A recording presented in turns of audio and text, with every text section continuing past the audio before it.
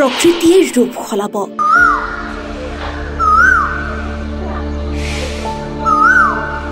ঢোল পেপা গগনাৰ মাতে ৰিঙিয়াই মাতিব।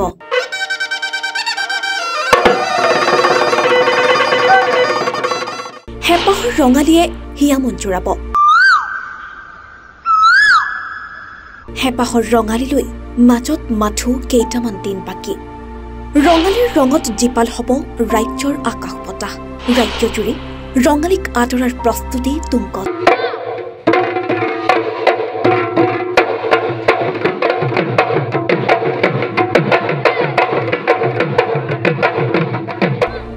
ৰাজ্যৰ বিভিন্ন প্ৰান্তত আৰম্ভ হৈছে বিহু নাচ ঢোলবাদনৰ কৰ্মশালা।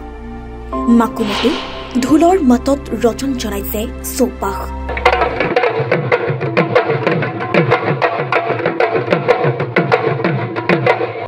ঢোলৰ ওজা মঘায়োজাক স্মৰণ কৰি মাকুমত আৰম্ভ হ'ল বিনামূলীয়া ঢোলবাদন কৰ্মশালা।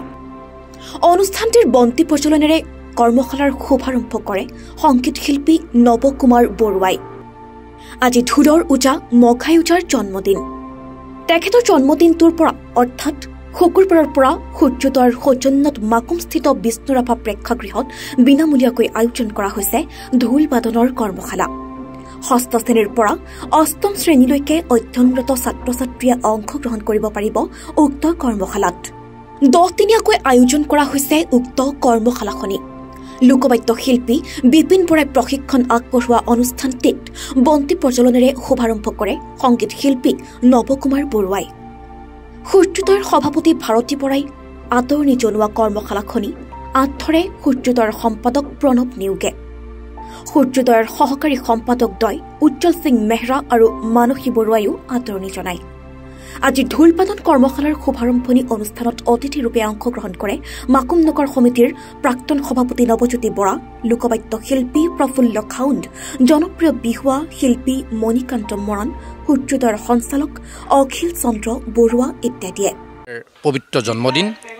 এই দিনটোৰ পৰাই মাকুমৰ সামাজিক আৰু সাংস্কৃতিক অনুষ্ঠান সূৰ্যোদয়ে 10 দিনীয়াকৈ আৰম্ভ কৰিছে এক ঢোলবাদন কৰ্মশালা।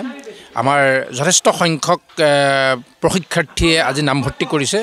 ইতিমধ্যে আমাৰ এই কৰ্মশালাত প্ৰশিক্ষক বিপিন বৰাদেৱে তেখেতে ঢোলৰ বিভিন্ন কৌশলসমূহ প্ৰদৰ্শন কৰিছে। আজি এই অনুষ্ঠানত আমাৰ মাকুমৰ প্ৰাক্তন নগৰ সমিতি সভাপতি নৱজ্যোতি বৰা, তাৰপিছত আমাৰ বহুকেইজন শিল্পী সাহিত্যিকে আজি ইয়াত অংশগ্ৰহণ কৰিছেহি আৰু প্ৰশিক্ষণ পৰ্ব ইতিমধ্যে আৰম্ভ হৈছে।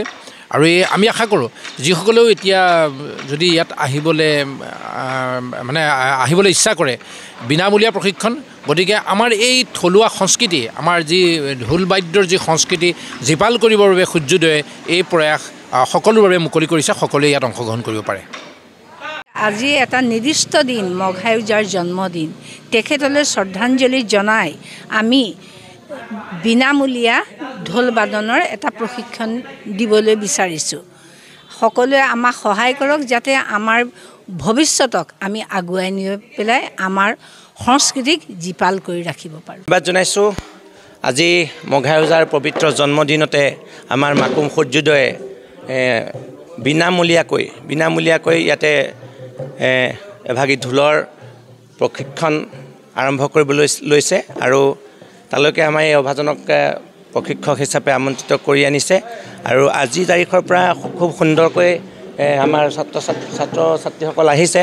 আজি প্ৰথম দিন কাৰণে হয়তো কম হৈছে, কাইলৈৰ পৰা হয়তো আৰু বেছি হ'ব ইয়াত, যিহেতুকে বিনামূলীয়াকৈ আমি প্ৰশিক্ষণ দিম। আৰু এই চেগতে সূৰ্যোদয়ক মই ধন্যবাদ জনাইছোঁ।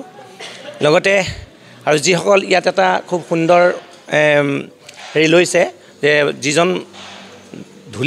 যিকেইজন ঢুলীয়া খুব সুন্দৰকৈ পৰিৱেশন কৰিব পাৰিব, তেখেতলোকক এটি মাননীৰে আৰু এভাগী প্ৰমাণ পত্ৰৰে ইয়াত সম্বৰ্ধনা জনোৱা হ'ব বুলি ইতিমধ্যে আমাক জনাইছে। এইটো এটা খুব সুন্দৰ ষ্টেপ।